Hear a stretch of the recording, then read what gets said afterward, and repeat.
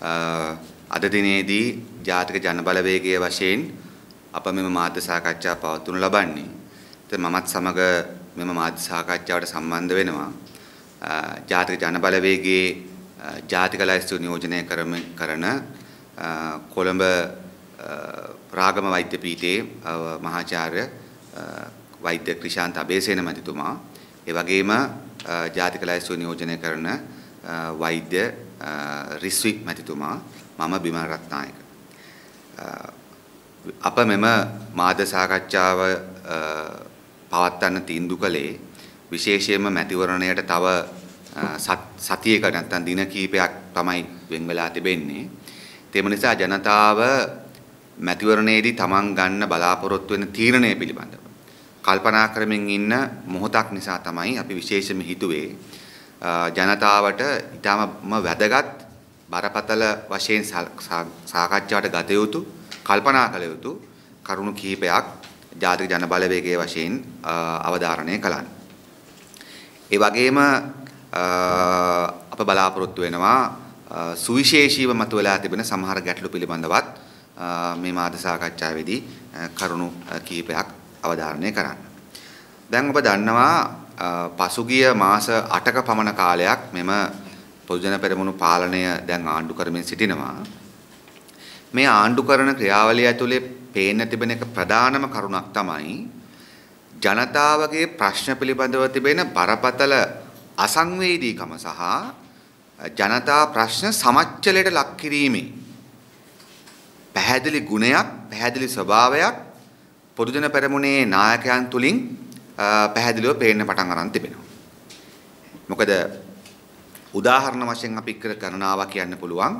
දැන් මෑතකදී විශාල ආందోලනයකට තුඩු දීලා තිබෙන කුරුණෑගල ඇතුගල්පුර පුරාවිද්‍යා ස්ථානය විනාශ කිරීම පිළිබඳ ගැටලුවේදී අපිට පැහැදිලිව පේනවා ජනාධිපතිවරයා සහ අගමැතිවරයා ඇතුළු ආණ්ඩුවේ නායකයන් මේ පුරාවිද්‍යා ස්ථානය විනාශ කිරීම පිළිබඳව දක්වන බරපතල අසංවේදීකම, නොසලකිලි සහ සමච්චලය. දැන් මේක බෝනික බාරජුරුවන්ගේද නැත්නම් වෙන කෙනෙක්ද කියන ප්‍රශ්නය විද්‍යාර්ථීන් විසින් සොයාගත යුතු කරුණක්. පුරාවිද්‍යාඥයන්ගේ කාර්යභාරයක්.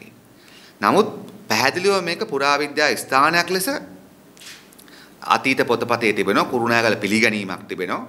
ඒ ගැන කිසිදු සැකයක් නැහැ. ඒක වර්තමානයේ මේක ඩෝසර් කරපු නගරාධිපතිවරයාත් එතුමාගේ ඊට පෙර FB එකේ එතුමාත් පළ කළ තිබ්බා කියලාත් මම දුටුවා සමාජ මාධ්‍යවල.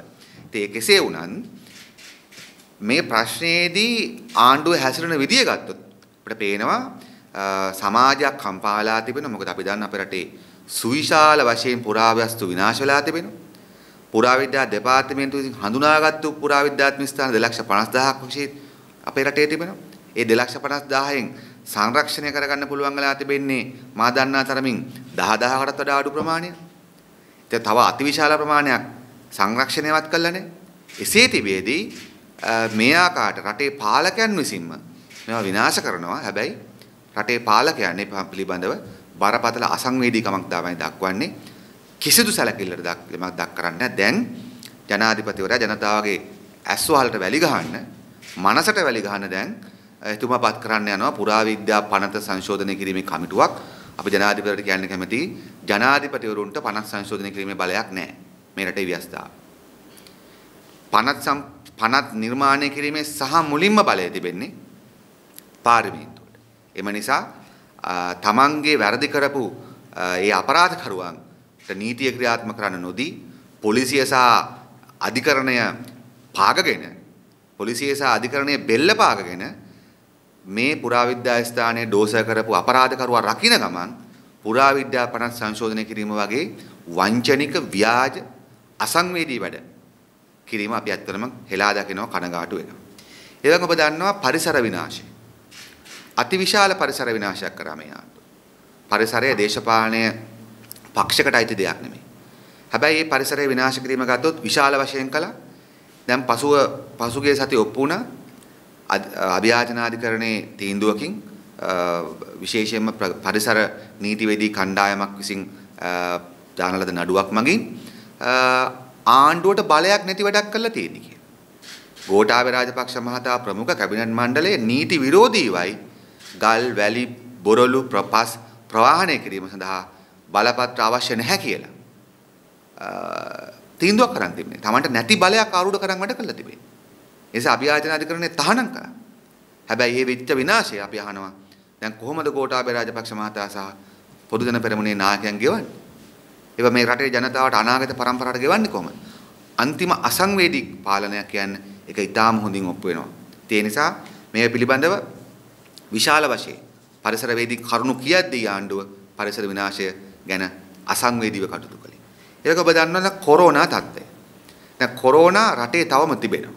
රෝගීන් 600කට වැඩි ප්‍රමාණයක් සංඛ්‍යාලයකන අනුව ඉන්නවා. ඒ සංඛ්‍යාලයකන පිළිබඳවත් බරපතල ගැටලු මතු කරලා තිබෙනවා. මේ රෝගීන් පරීක්ෂා කරන විද්‍යාගාරවලින්ම පවා. නමුත් කෙසේ වුණත් රෝගීන් 600ක් ඉන්නවා.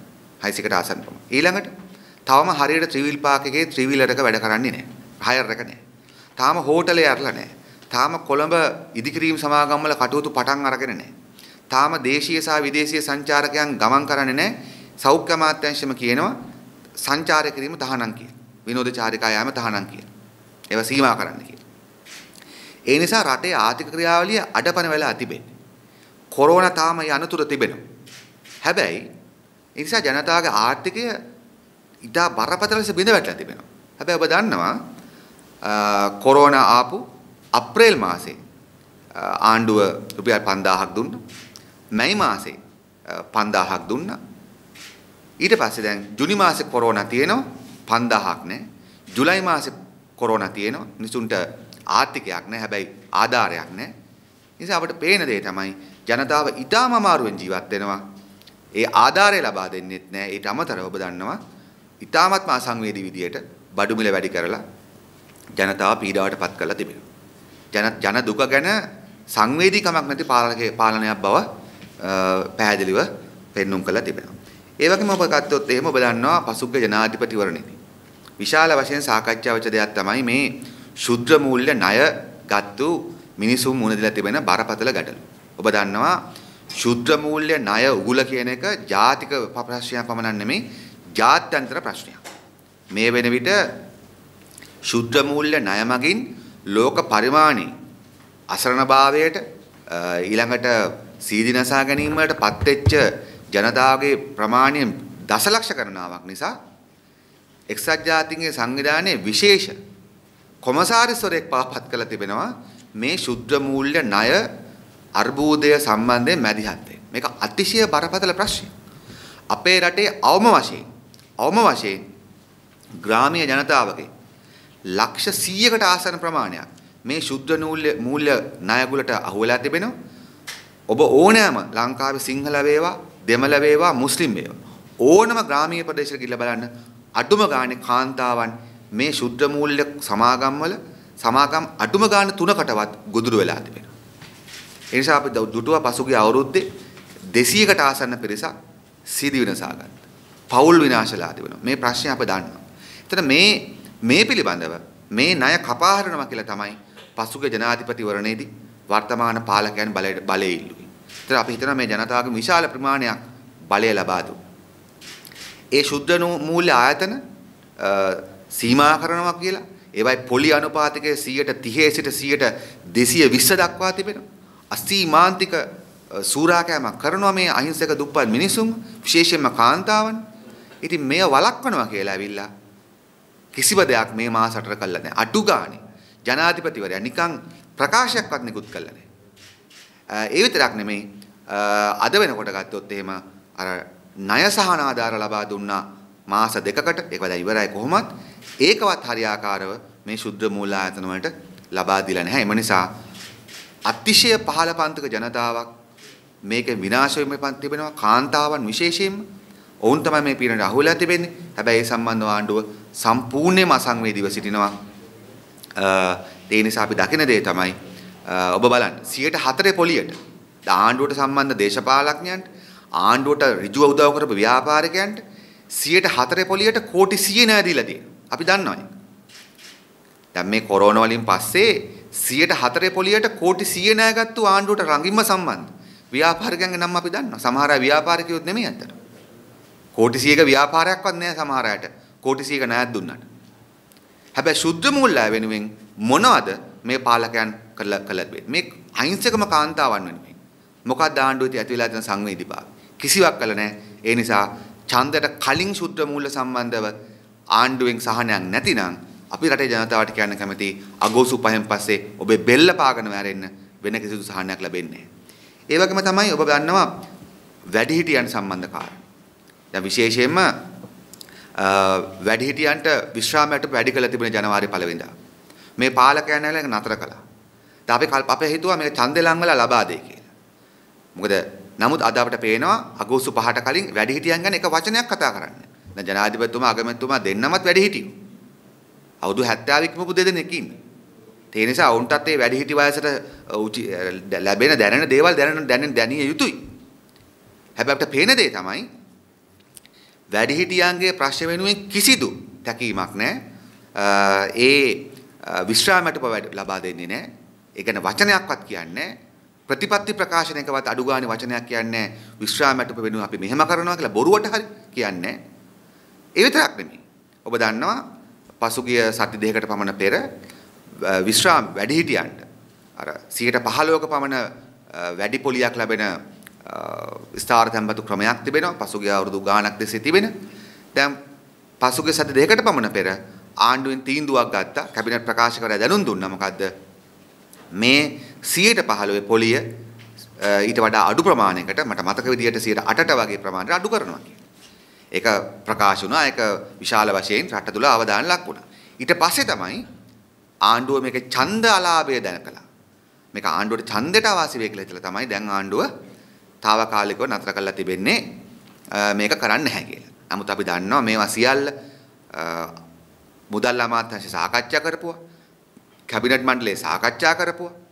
ඒ පිළිබඳ තීන්දුව తీරන අරගෙන තිබෙන දේවල්. හැබැයි ඡන්ද නිසා නතර කරලා තිබෙන්නේ. ඒ නිසා අගෝස්තු 5න් පස්සේ වෙන්න පුළුවන් දේ තමයි මේ පිරිසම ජයග්‍රහණය කළොත් අනිවාර්යයෙන්ම වැඩිහිටියන්ගේ විශ්‍රාමයට උප ලබා නොදෙනවා පමණක් නෙමෙයි උට දැනට තිබෙන 15% පොලියට දෙන තැන්පතු ටිකත් අනිවාර්යයෙන්ම කපනවා කියන එක පැහැදිලි. මොකද ඒවත් තීන්දුව අරගෙන චක්‍රලයක එවලා චක්‍රලයක අතරමඟ නතර කළා තමයි තියෙන්නේ. අසංවේදී ආණ්ඩුව. ඒ සමාජයේ පීඩාවටපත් වෙච්ච ජන කොටස් වලට විශේෂයෙන් උදව් කිරීම සඳහාම තමයි ආණ්ඩු හැදෙන්නේ. නැත්තම් ධනවතුන්ට බලවතුන්ට ආණ්ඩුව ඕනේ නැහැ. ආණ්ඩුවක් අවශ්‍යයි. ලෝකේ ආණ්ඩුව ඇති වෙච්ච එක හේතුවක් තමයි ආබාධිතයන්ට, වැඩිහිටියන්ට, රෝගීන්ට, විවිධාකාර ආර්ථික දුෂ්කරතාවට පත් වෙච්ච ජනතාවට උදව් කිරීමම තමයි ආණ්ඩුවක කාර්යභාරය. සමාජයක යම් යම් අසරණතාවයන්ට පත් වෙච්ච පිරිසට සමාන අවස්ථාවක් දෙන එක තමයි ආණ්ඩුවක වගකීම.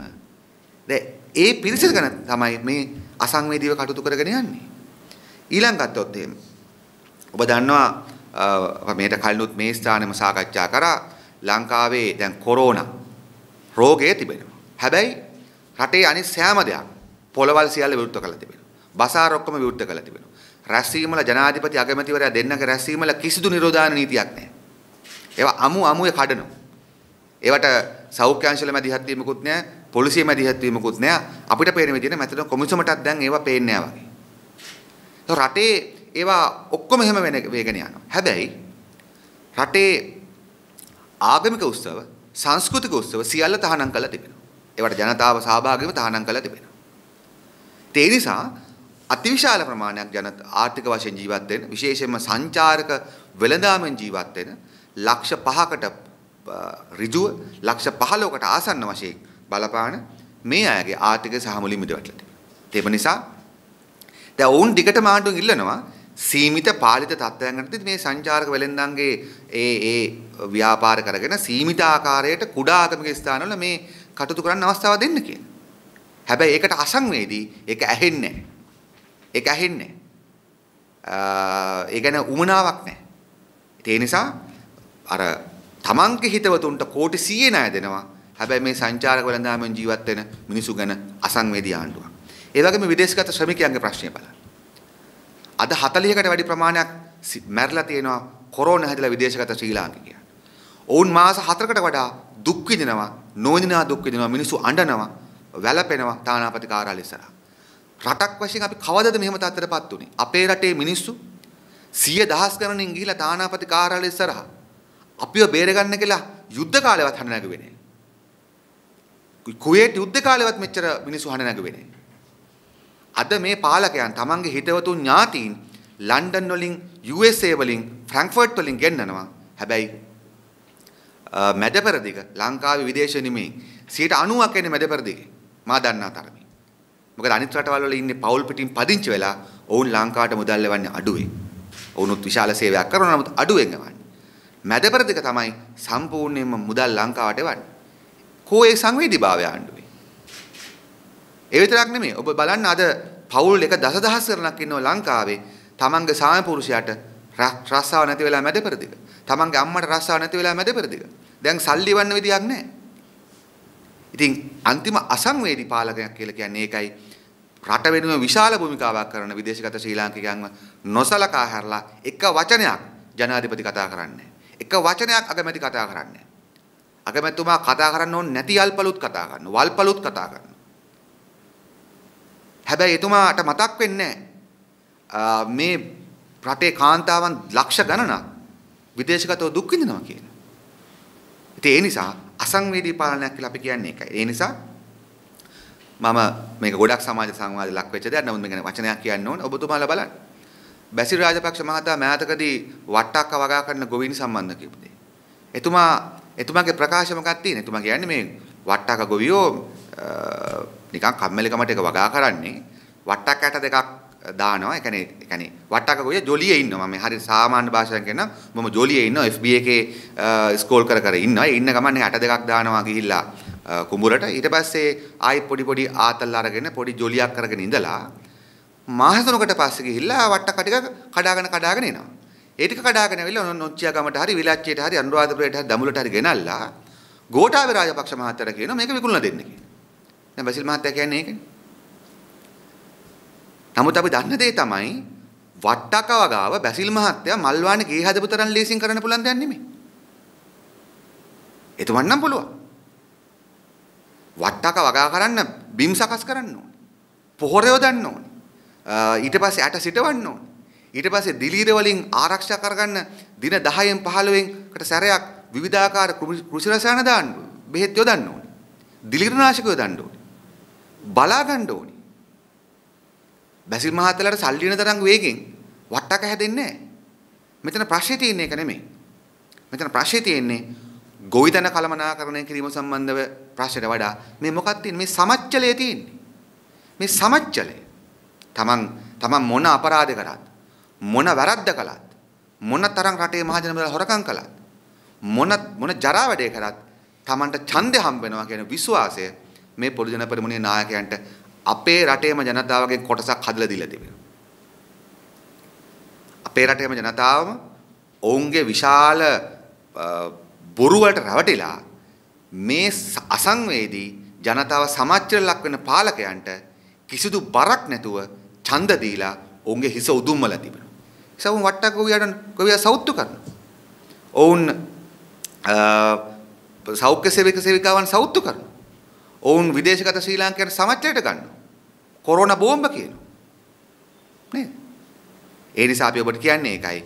අද තිරෙන්නේ තමයි මේ අසංවේදී පාලකයන් පිරිසක් ගොඩනගලා තිබෙනවා. ඒ ගොඩනගන්න අපි හිතනවා මෙරට ජනතාවගේ යම් කොටසක් විවිධ කරුණු මත මොවුන්ට ඡන්ද ලබා දීලා මොවුන්ගේ හිස උදුම්මාගත්තු පිරිසක් බවට පත් කළා තිබෙනවා. ඒ නිසා මෙන්න මෙවැනි අසංවේදී පාලකයන් පිරිසක් තමයි මේ අයම ජයග්‍රහණය කරොත් නිර්මාණය වෙන්නේ. මීටත් වඩා අසංවේදී වෙයි ඔවුන් මේ සියලුම වැඩ කළ තිබෙද්දිත් ඔවුන්ට විශාල ජනවරමක් ලැබුණොත් එම නිසා අප දකින දේ තමයි මේ අසංවේදී පාලකයන් ශක්තිමත් නොකළ යුතුයි.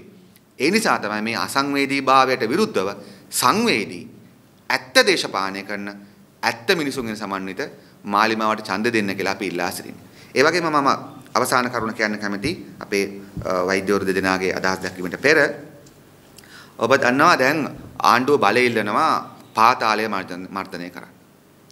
කුඩු ගංජා අල්ලන්න. ඒක තමයි ආණ්ඩුවේ දැන් අලුතෙන්ම කියමින් ඉන්නේ. නමුත් අපි කියන්න කැමති ඊටාම පැහැදිලිවම දැන් ඉදිරියේදී ගොඩනැගෙන්නේ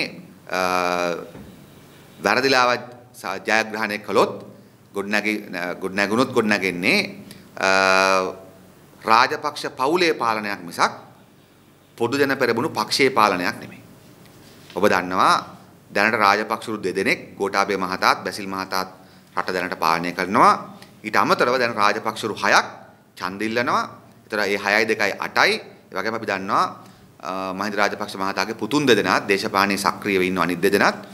එම ගත්තොත් හරියට ගත්තොත් ඍජුවම රාජපක්ෂ පවුල් දෙකේ තුනේ පවුල් වල කට්ටිය 10 දෙනෙක් කෙලින්ම නිල වශයෙන්ම රාජපාලනට සම්බන්ධ වෙනවා.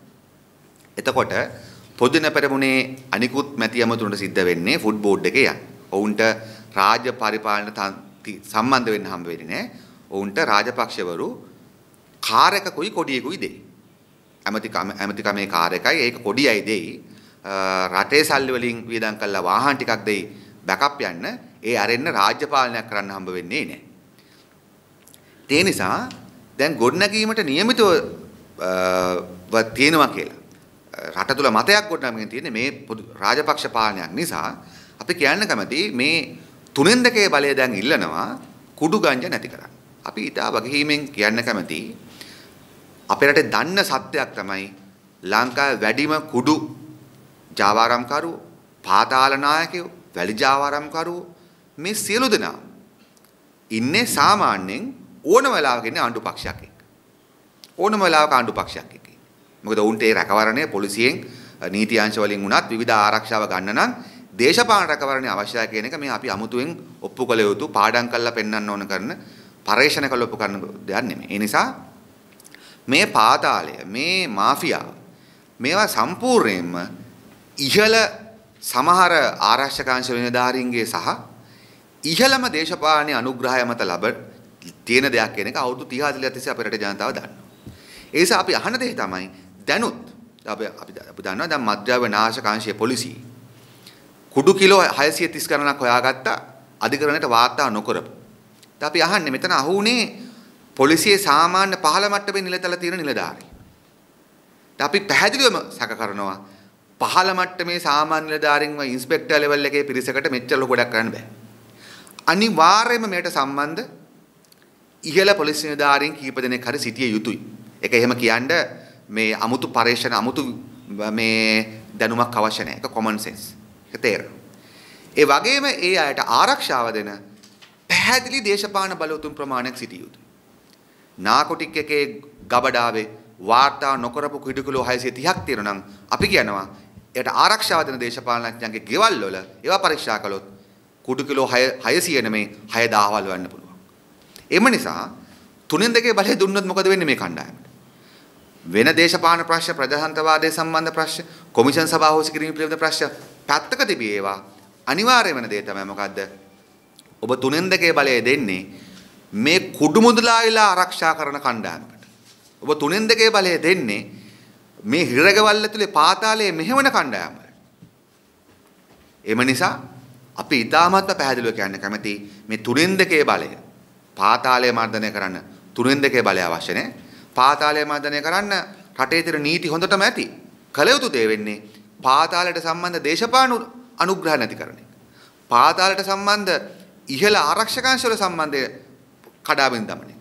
එම නිසා තුනෙන් දෙක අවශ්‍ය වෙන්නේ වෙන මොකටවත් නෙවෙයි අපිට නම් පේන විදියට එකක් පෞල් බලය ශක්තිමත් කරගන්නත් පාතාලය ආරක්ෂා කරන්න. ඒ නිසා අපි විශේෂයෙන් මේ මාධ්‍ය සාකච්ඡා රහුම්කම් දෙන ජනතාවගේ ඉල්ලා සිටින දේ තමයි මේ තුනෙන් දෙකේ උගලට වැටෙන්න එපා. තුනෙන් දෙක ගත්තු හැම පක්ෂයක් 70 77 දී සිරිමාව මැතිණියගේ පක්ෂය රටත් විනාශ කළා එතුමිගේ පක්ෂයත් විනාශ වුණා. 77 දී එක්සත් ජාතික පක්ෂය 6න් 5ක් ගත්තා. රටත් විනාශ කළා උතුරු යුද්ධයයි දකුණු යුද්ධයයි දෙකක් හදලා සහ මුලින්ම රට විනාශ කරලා රටත් විනාශ කළා එජාපයත් විනාශ කළා. ඊට පස්සේ 2010 මහින්ද රාජපක්ෂ මහතා සල්ලි වලට තුනෙන් දෙක හදාගත්තා.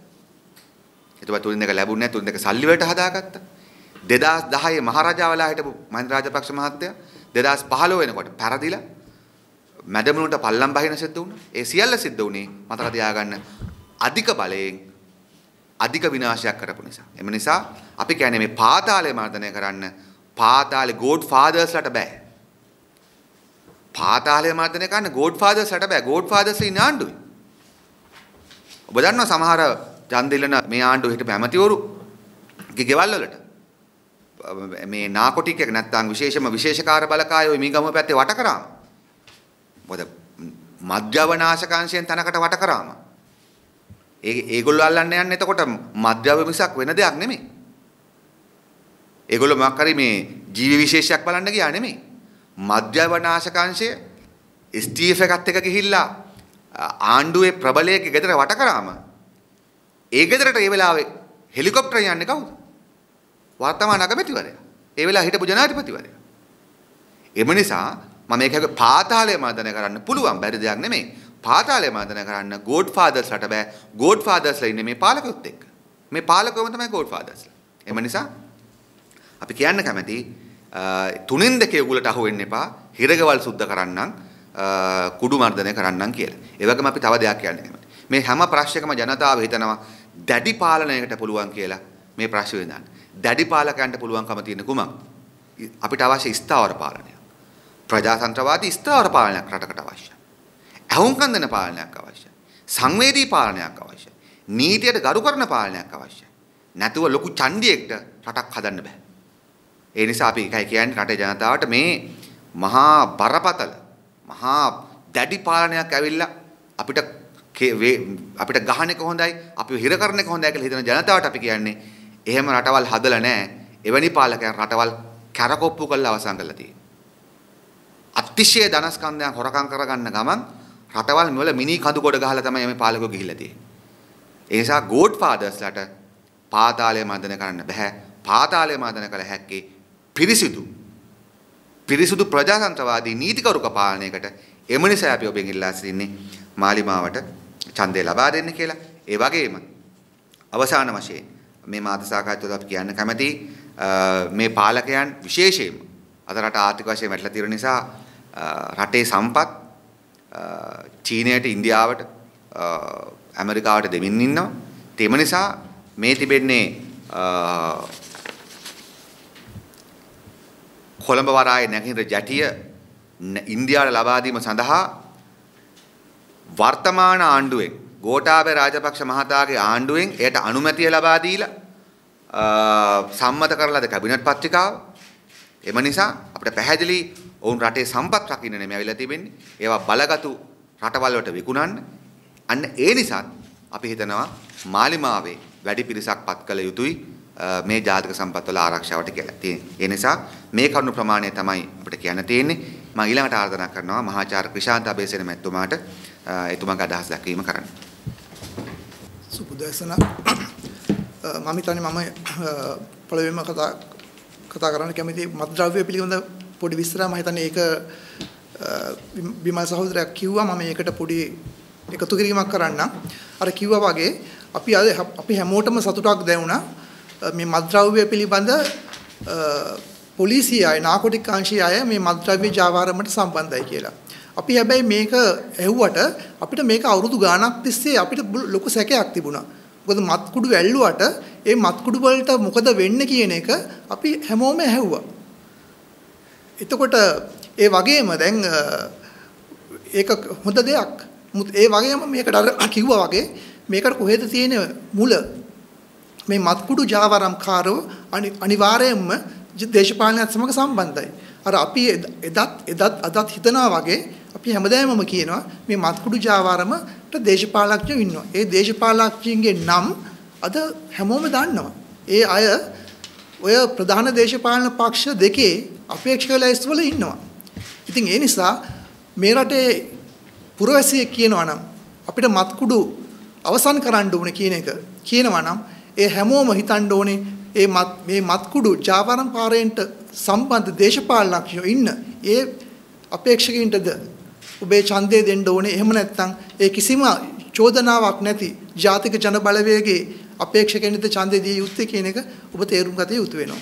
ඒ වගේම ඔබ දන්නවා මේ මත්කුඩු ජාවාරම කියන්නේ කෝටි ගණන් ආදායම පොයන මාර්ගයක්. එතකොට මේගොල්ලන්ගේ ඡන්දවලට මේ මත්කුඩු ජාවාරම් කාරෝ කී දෙනෙක් සල්ලි වලින් උදව් කරනවද? අපිට හිතන්න පුළුවන්ද එහෙම කරන්නේ නැහැ කියලා? අපි ඒක ගැනත් අපිට බලන්න වෙනවා. ඒ වගේම දැන් අපි මත්කුඩු ගැන කතා කරද්දී මේ රටේ ලක්ෂ ගාණක් මත්කුඩු භාවිත කරන තරුණයෝ ඉන්නවා. ඒතකොට ඒගොල්ලන්ට මොකද කරන්න ඕනේ? ඒගොල්ලන්ට පුනරුත්ථාපනය කරන්න ඕනේ. මේ පුනරුත්ථාපන ආයතන අද එහෙම ඒ තරම් සක්‍රිය නැහැ.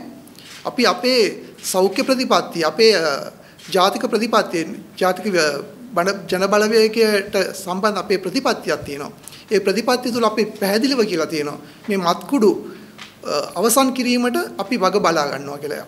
ඒ කියන්නේ ඔය දේශපාලන ඇල්ලීම විතරක් නෙමෙයි. ඒ වගේම මේ අයව පුනරුත්ථාපනය කරන්න ඕනේ. ඒ අයට පුනරුත්ථාපනය කරලා ඒගොල්ලෝ ගෙදර ගියාට පස්සේ ආපහුත් ඒගොල්ලෝ මත්කුඩු වලට ඇබ්බැහි වෙනවා නම් ඒ කියන්නේ එතන හරි පුනරුත්ථාපනයක් වෙලා නැහැ. ඒ නිසා අපේ ප්‍රතිපත්තිය තුළ අපි අපේ රාජ්‍ය තන්ත්‍රය ශක්තිමත් කරනවා.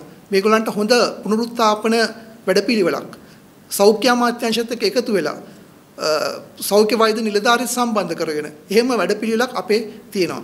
ඊට අමතරව අපේ සෞඛ්‍ය ප්‍රතිපත්තිය ගත්තොත් අපේ ප්‍රමිතිය ඉහළ නැංවීම, අපේ කාර්යක්ෂමතාව ඉහළ නැංවීම අද අපි කීයක් ගෙවනද සෞඛ්‍ය වෙනුවෙන් අපේ පොකට් එකෙන්. ඒ නිසා මේ සෞඛ්‍ය ප්‍රතිපත්තිය හොඳ සෞඛ්‍ය ජනතාවාදී සෞඛ්‍ය ප්‍රතිපත්තියක් නිර්මාණය කිරීම වෙනුවෙන් අපි පාර්ලිමේන්තුවේ යවුවොත් අපි ඒ වෙනුවෙන් සටන් කරන පාර්ලිමේන්තුව තුළ. ඒ වගේම කියන්න ඕනේ දැන් මත්කුඩු වලටම සම්බන්ධයි පාතාලයත්. ඒතර පාතාලයට සම්බන්ධ වෙලා තියෙනවා බන්ධනාගාර නිලධාරීන්. ඒතර මේ ඔක්කොම මත්කුඩු පාතාලය දේශපාලනය කියන්නේ එකම නැවක්. ඒ නිසා මේ නැව ගිලවන්න නම් අනිවාර්යයෙන්ම වෙන විකල්පයක් නැහැ ජාතික ජන බලවේගය ඇරෙන්න. දැන් අපි කතා කළා පුරාවිද්‍යා ස්ථාන විනාශ කිරීම ගැන.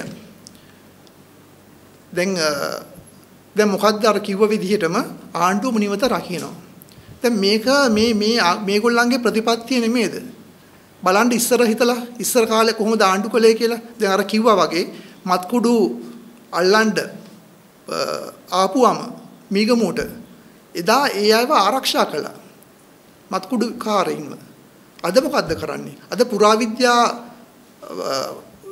පුරාවිද්‍යාවට ආයතන විනාශ කරපුවාම ඒ වගේම අද ලොකු දේශපාලනඥයෝ මේ පොඩි අයව ආරක්ෂා කරනවා. ඒ නිසා කවදාවත් හිතන්න එපා මත්කුඩුවත් පාතාලයවත් කුඩුවත් කිසිම දෙයක් මේ අයට අවශ්‍යතාවක් නැහැ. මොකද මේගොල්ලන්ගේ පොඩි අය ඒව කරන්නේ. ඒ නිසා කවදාකවත් අපිට එතනින් කවදාකවත් මේ වගේ දේවල් නැති වෙයි කියන එක අපිට හිතන්න අමාරුයි. ඒ වගේම අපි කියන්න ඕනේ අපේ ප්‍රතිපත්තිය හැටියට අපි හැම පුරාවිද්‍යාවට තියෙන ආයතනයක්ම පුරාවිද්‍යාව සම්බන්ධ සෑම තැනක්ම අපි ආරක්ෂා කරනවා. ඒක උතුරෙත් දකුණෙත් නැගෙනහිරත් බස්නාහිරත් කිසිම ආගමකට කිසිම සංස්කෘතියකට ගති කරන්නේ නැතුව හැම පුරාවිද්‍යා ස්ථානයක්ම සංරක්ෂණය කරන බව අපි තරහේ කියා ඉන්නවා. ඒ වගේම කියන්න ඕනේ අපි සමහර අය කියන අපි මේ ಜಾති ද්‍රෝහී කියලා. අපි ಜಾති ද්‍රෝහී නෙමෙයි. අපි තමයි සැබෑ දේශප්‍රේමී. අපි තමයි දේශයේ සාමය වෙනුවෙන් කටයුතු කරන්නේ. අපි කවදාක්වත් කියන්නේ එක ආගමක් එක ජාතියක් ලොකුයි කියලා. අපි කියන්නේ හැම ආගමක්ම එකයි. හැම ආගමක්ම Tamanට ලොකුයි. හැම ආගමකටම ගරු කිරීම, හැම සංස්කෘතියකටම ගරු කිරීම තමයි තිබිය යුත්තේ. ඒ නිසා ඒ සඳහා ප්‍රතිපත්තියක් අපේ ජාතික ජන බලවේගයේ තියෙනවා. පාසල් ළමයාගේ සිට පෙර පාසල් ළමයාගේ සිට වැඩිහිටියා දක්වා එවැනි තත්ත්වයක් ඇති වෙන්න අනිත් අයට ගරු කිරීමක්, අනිත් අයගේ අදහස් වලට ගරු කිරීමට ඒ වගේ වැඩපිළිවෙලක් අපේ ප්‍රතිපත්තිය අතර ඇති වෙනවා. ඒ වගේම මම කියන්න කැමතියි දැන් අපි කතා කරනවා වියත් මග කියලා බොහොම ලොකුවට පහුගිය කාලේ කතා කළා. දැන් බලන්න අපේ රටේ මම උදාහරණයකට දෙන්නම්. තානාපති සම්බන්ධකම් තානාපති කම් දීලා තියෙන කාටද? සමහර කලාකාරයෝ. තව සමහරු කවුද? සමහර අය ජාතික චින්තනය කතා කරපු අය. සමහර අය වෛද්‍යවරු. සමහර අය වියත් මගේ කියලා අර ගිය අය. ඒ අයට කිසිම ජාත්‍යන්තර සම්බන්ධතාව පිළිබඳ කිසිම වැටහීමක් කිසිම ක්වොලිෆිකේෂන් එකක් ඒගොල්ලන්ට නැහැ. නමුත් ඒගොල්ලෝ දමලා තියෙන්නේ ඒගොල්ලන්ගේ හිතවත් අය. දැන් මේකද ව්‍යාත්මක කියලා මේගොල්ලෝ මෙච්චර කල් ගෙනාවේ. උගතාට තැන දෙනවා කියන එකේ තේරුම මේගොල්ලන්ගේ මේකද? දැන් අපි කොරෝනා ගත්තත් අද සෞඛ්‍යාංශ විසින් කළ යුතු දේවල් වෙන කට්ටියට දීලා තියෙනවා. එතකොට අපිට පුළුවන් ද සෞඛ්‍යාංශය හැටියට අපිට පුළුවන් ද ගිහිල්ලා අධිකරණයේ වැඩ කරන්න? අපි අධිකරණයේ වැඩ කළොත් මොකද වෙන්නේ? සෞඛ්‍ය නිලධාරීන්ට පුළුවන් ද වෛද්‍යවරුන්ට පුළුවන් ද ගිහිල්ලා වෙනත් තැනක වැඩ කරන්න? අන්න එතන තමයි තියෙන ප්‍රශ්නේ. දැන් අපි කොරෝනා කියලා කියනවා. දැන් මේ කොරෝනා රෝගීන්ගෙන් 1000කට විතර නාවික හමුදා කඳුරුවේ අය. එතකොට දැන් තියෙනවා කන්දකාඩු පුනරුත්ථාපන මධ්‍යස්ථානයේ අය. දැන් අපිට මේවා වැළැක්වීමට තිබුණේ නැද්ද? ඒ වගේම ඊට අමතරව අපිට හිටියා 300 ගානක ලෙඩු ඒ සමාජය ඇති වෙලා. නමුත් බලන්න මුලින් ඉඳන්ම අපි සෞඛ්‍යාංශ කියද්දි මේ රට පසා තැබිය යුතුයි මුල් කාලේදී කියද්දි මේගොල්ලන් ඒක කළේ නැහැ. ඒක ඒ කාලේ කළා නම් ඒ 300 ගානක් අඩු වෙනවා. ඒ වගේම මේ ආණ්ඩුව සෞඛ්‍යාංශයේ සෞඛ්‍යාංශයේ ඇඩ්වයිස් අරගෙන මේ කොරෝනා මර්ධනය කළා නම් මේ පොකුරු නායක හමුදා පොකුර කන්දකාඩු පොකුර මේවා ඇති වෙන්නේ නැහැ. දැන් අද මොකද්ද වෙලා තියෙන්නේ? අර කිව්වා වගේ මේ ආර්ථික කඩා වැටිලා ව්‍යාපාර කඩා වැටිලා මිනිසුන්ට ජීවත් වෙන්න හැටියන්නේ. ඒ වගේම අධ්‍යාපනය අද ඉස්කෝල පටන් අරගෙන නැහැ. අද A level උසස් පෙළ කල් ගිලා තියෙන ඔක්තෝබර් වලට. ඒ දැන් මේවා ඔක්කොම වළක්වන්න තිබිච්ච දේවල්. මේක මුලින්ම වැළක්වුවා නම් අපේ කොරෝනා ව්‍යාප්තිය වැළක්වුවා නම් නියම ක්‍රියාමාර්ග නිසි වෙලාවට අරගෙන අපිට මේ හැම දෙයක්ම නවක. ඒ නිසා මේ ආණ්ඩු වග කිය යුතුයි. මේ ආර්ථිකයට විතරක් නෙමෙයි සමාජයට වෙච්ච පරිහානිය. මේ ළමයින්ට වෙච්ච පරිහානිය. පාෂල් ශිෂ්‍යයින්ට විශ්වවිද්‍යාල ළමයින්ට තියෙන බලපෑම මේ හැම දෙයකටම මේ ආණ්ඩුව වග කියන්න ඕනේ. ඒ නිසා ආණ්ඩුව මුලින් පටන් ගත්තා කොරෝනා දාලා ඡන්දේ කරන්න. නමුත් ආණ්ඩුව අද වැටිලා තියෙනවා කොරෝනා ඉස්සරහම වැටිලා තියෙනවා. ආණ්ඩුව නොහැකියාව අද පෙන්නලා තියෙනවා. අපිට බෑ අපේ රට අනිත් රටවලත් එක්ක සංසන්දනය කරන්න. මොකද අපේ රට දිවයිනක්. අපේ රටේ හොඳ සෞඛ්‍ය ශක්තිමත් සෞඛ්‍ය ක්ෂේත්‍රයක් තියෙනවා. ප්‍රිවෙන්ටිව් සෙක්ටර් එකක්. එතකොට අපේ රටේ මිනිස්සු උගත්. ඒ නිසා අපේ රටේ තියෙන සිස්ටම් එක නිසා අපේ රටේ තත්ත්වය අනිත් රටවල් එක්ක එහෙමම සංසන්දනය කළ නොහැකි. අනේ ඒ නිසා තමයි මම කියන්නේ අපිට තිබුණා මීට වඩා මේක මාස දෙකකින් ඉවර කරන්න තිබිච්ච එකක්. මේ නිසා තමයි මේ තරම් මිනිස්සු අද මෙච්චරට විඳින්න වෙලා තියෙන්නේ. මගේ අදහස් දක්වීම මම මෙතනින් නවත්තනවා. බොහොම ස්තුතියි.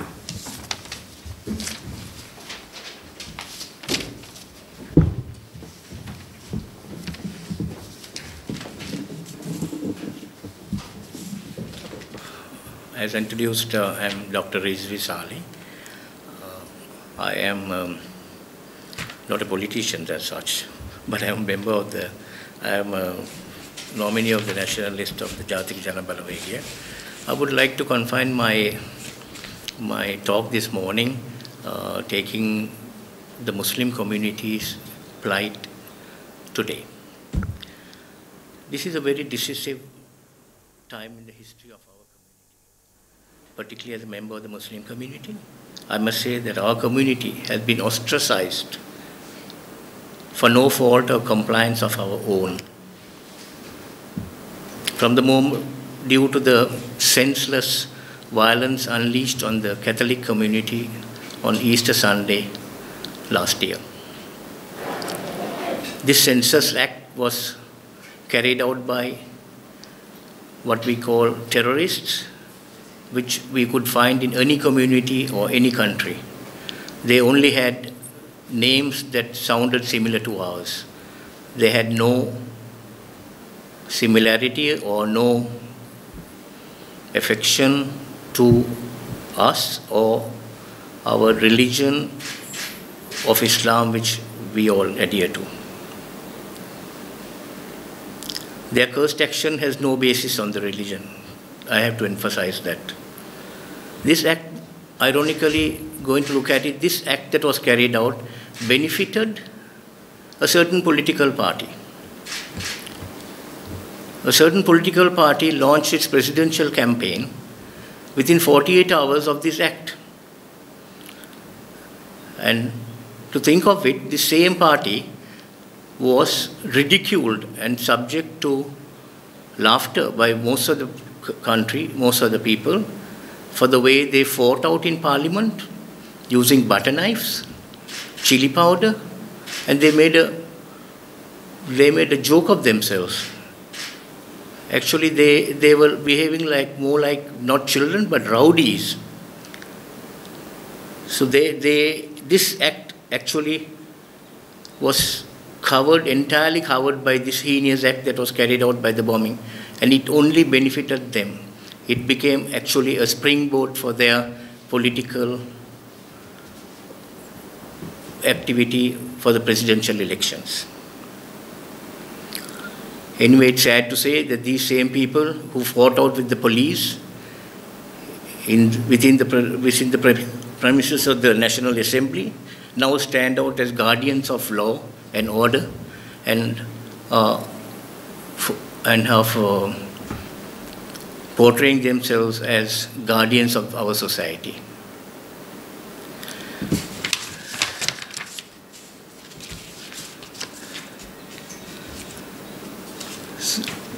Coming to the Muslim political parties, if we think that these problems for our community can be shelved off, can be avoided if we elect politicians belonging to Muslim political parties, this is not the truth.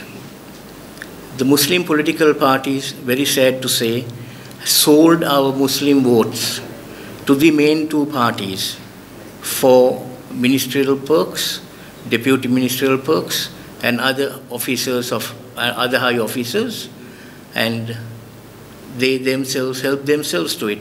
But we have seen that they had no say, they had no authority, for example. They didn't have anything to do with this. They just kept quiet when when the helpless people were in a very precarious situation. It is in this background that I hope and that you agree with me that we need to give our support and cooperation to a national political party that can provide a strong and essential leadership to stand against the political tides currently holding our nation to hostage. Such a party needs to be fulfilling these criteria. It has to be a national political party with no history or tint of corruption. Number two, a party which considers one's race and religion a totally and purely personal matter between oneself and one's God or belief. A party and leadership that on principle considers all citizens of this motherland equal and unquestionably patriotic. And most importantly, a political party with no reservations about speaking up in and outside Parliament whenever necessary without fear or favor. I found that the only political party that fits every virtue and criteria is none other than the Jatika Jana Balawegaya, the National People's Power led by its dynamic leader, Anura Kumara Dissanayake. Such a party that embraces multicultural values, multi-ethnicity and pluralism is the only hope of our nation to come out of the shackles of poverty and ignorance we have fallen into. We all know that elections could be won on a racist platform by manipulating the emotions and frustrations of the voters. However, a nation cannot be governed into becoming a developed, prosperous, and one on a racist ideology or agenda.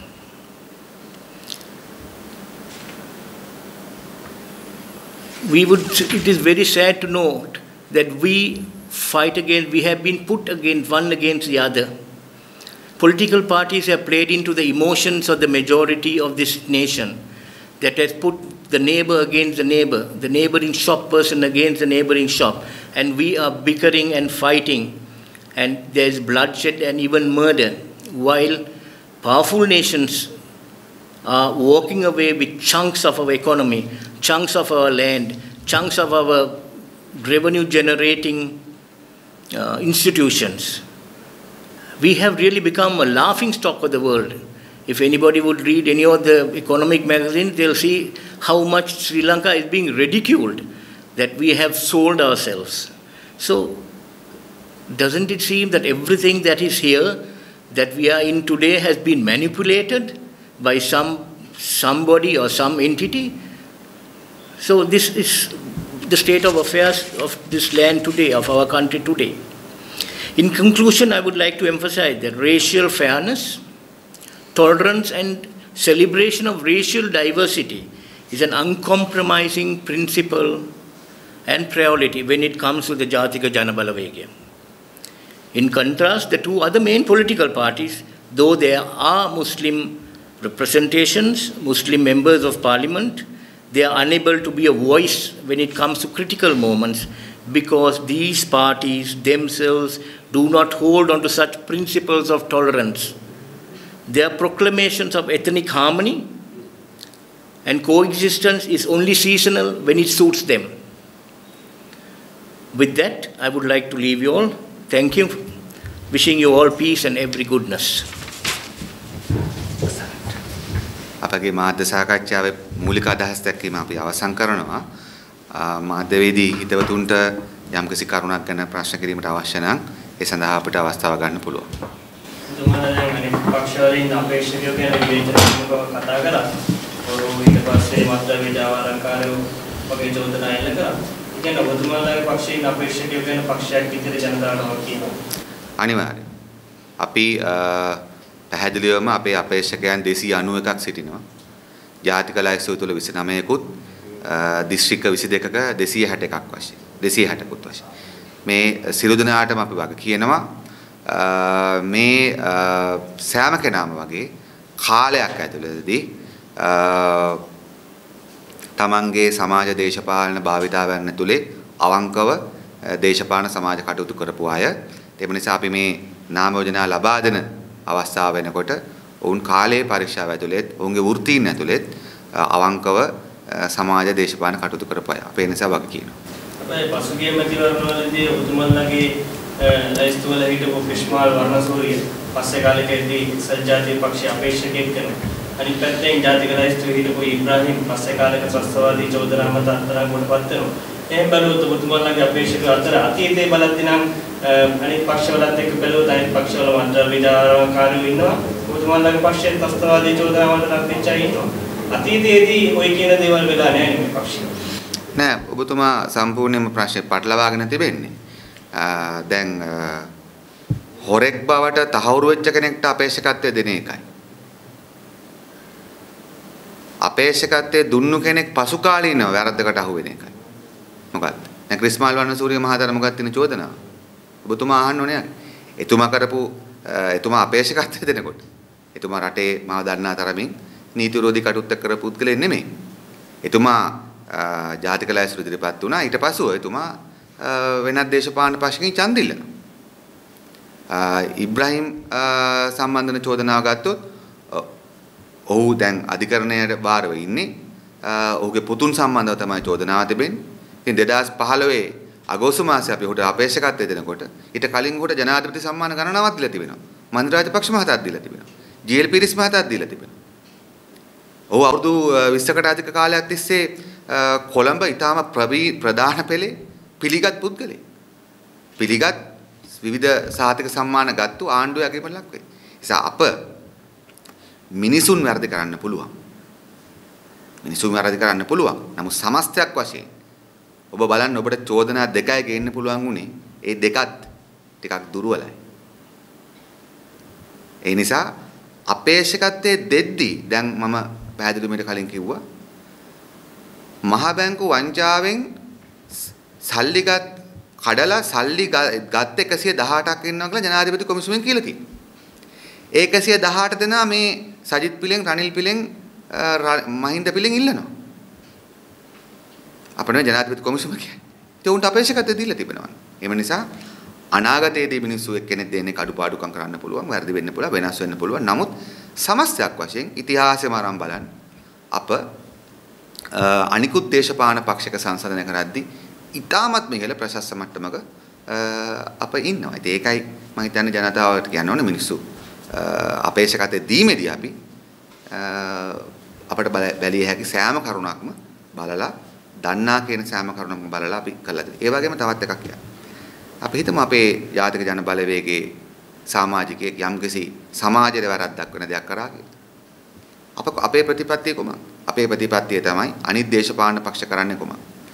වැරදි බව දැන හොරු බව දැන නීති විරෝධී වැඩ කරන බව දැන උන් පක්ෂවල තියන් ඉන්නවා. අහුවම මොකද්ද කියන්නේ? උසාවියෙන් වැරදි කරු වෙලා නැහැ කියන්නේ. නේද? ඒක තමයි උන් කියන උත්තරේ.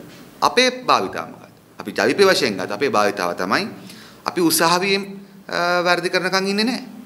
උසාවියෙන් වැරදි බව ඔප්පු වෙනකන් ඉන්නේ නැහැ. අපි අපේ පක්ෂයේ ප්‍රතිපත්තීන් වලට අනුව සමාජයට යහපත් නොවන ආකාරයෙන් වැඩ කළා තිබෙනවා නම් සමහරට පෞද්ගලික චර්යාව පවා සමාජයට අයහපත් ලක්ෂණ නම් ප්‍රකට කරන්නේ අපි උන් නරපාත වෙනවා. විමල් වීරවංශ හොඳම උදාහරණයක්. උසාවියෙන් වැරදි කරු වෙලා නැහැ. තම තමන් ලිඛිත වැරදි කරු වෙලා නැහැ. අපි පක්ෂයෙන් එළවනකොට. අනුරුද්ධ පොල්ගම්පල. පාස්පෝර්ට් එක පාවිච්චි කළා පන්නු අයගේ පුද්ගලික ලේකම්. ඉමිග්‍රේෂන් යට වීසා තිබුණා. පන්නද්දි වීසා තිබුණා. ජපානට ගෙනිච්ච තමන්ගේ පුද්ගලික ලේකම් වල. පන්නන්න තමයි ගෙනිච්ච. හැබැයි වීසා ගහලා ගෙනිච්චේ. ඉතින් ජපාන ඉමිග්‍රේෂන් එකෙන් වරදක් කළත් නෑ. ලංකා ඉමිග්‍රේෂන් එකෙන් වරදක් කළත් නෑ. මොන ඉමිග්‍රේෂන් එකෙන්ද වරද කරේ? අපි නිරපුවයි. ජයප්‍ර ප්‍රතිපත්ති විරුද්ධ අපි දන්නවා පන්නවා කියලා. උසාවි වැරදි කරු වෙලා නෑ. මම හිතනවා වැරදි කරු කරන්නත් බෑ. අපි එළවලා තියෙනවා. ඊට වඩා මොනවද? ඒ නිසා අපි පිළිකායක ජීවත් වෙන්න මේ වෛදුරු දෙන්නෙක් කියන්නේ ඉන්නත් කියන්නේ පිළිකායක ජීවත් වෙන්න පිළිකා කපලා අයින් කරනවා නැත්නම් ලෙඩා මැරෙනවා. අනිත් පක්ෂ ඡන්ද දිනලා තියෙන්න පුළුවන්. නමුත් ඔවුන් සම්පූර්ණ රෝගී වෙච්ච ශරීර බවට එක්සත් ජාතික පක්ෂය පෝජන ප්‍රමුණ පත්තලා තියන්නේ ඇයි? ඔවුන්නේ සියලුම පිළිකා තබාගෙනයි දේශපාලනය කරන්නේ. අපි පිළිකා දුටුවම් බෙහෙත් දෙනවා බැරි නම් කපලා අයින් කරනවා.